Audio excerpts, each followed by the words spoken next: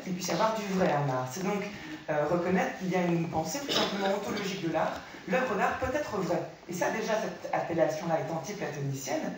Et je parlais d'Aristote parce qu'en fait, c'est Aristote qui reconnaît les bienfaits de l'imitation, qui dit dans la poétique que l'enfant a une tendance naturelle à imiter et surtout à trouver du plaisir aux imitations.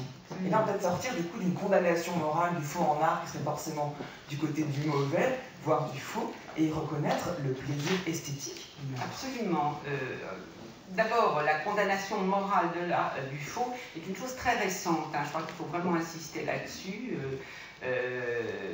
À savoir, c'est vraiment, c'est depuis le 19e siècle, enfin c'est même au 20e siècle qu'on a un jugement moral et qu'il y a une sorte de chasse aux faussaires. Alors bon, pour des tas de raisons qu'on peut expliquer, qu'il y a une condamnation morale.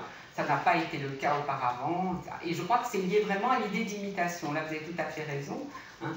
C'est qu'Aristote, en définissant de manière positive l'imitation, dans le fameux chapitre 4 de la poétique, que les hommes prennent plaisir à imiter, et que l'imitation est naturelle, sauve les arts de l'imitation, les arts de la condamnation platonicienne, et définit ce que nous appelons nous, les arts, les beaux-arts, selon le principe de l'imitation.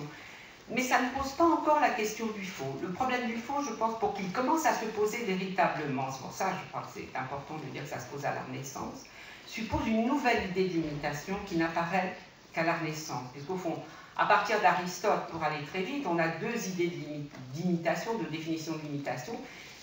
L'imitation de l'histoire, donc ça c'est celle qui est dans la poétique, la poésie est une imitation des actions, de l'histoire, etc.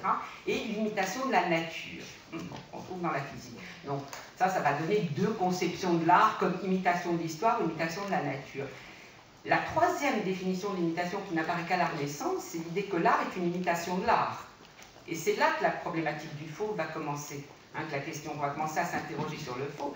Quand on attend du peintre ou du sculpteur, non pas seulement qu'il imite l'histoire ou qu'il imite la nature, mais qu'il se réfère à des modèles antérieurs, donc que l'art imite l'art, à ce moment-là commence le règne de la copie, la question de la formation de l'artiste, et la question, donc l'imitation prend totalement une nouvelle tournure, puisqu'au fond, la production artistique s'inscrit dans une histoire de l'art, où l'art se réfère à l'art, et ça on le sait qu'un peintre, avant de se référer à la nature, encore aujourd'hui au monde extérieur, il se réfère d'abord au tableau. Un tableau ressemble à un tableau avant de ressembler à l'objet auquel il prétend, enfin il est censé ressembler. Donc ça, je crois que c'est cette troisième idée de l'imitation qui se met en place avec l'humanisme à la Renaissance, qui va totalement transformer la problématique du faux, de la copie, parce que bien sûr il y en avait, de toute façon, les sculptures, ce que nous appelons les sculptures grecques, sont des copies romaines, il n'y a pratiquement aucun original grec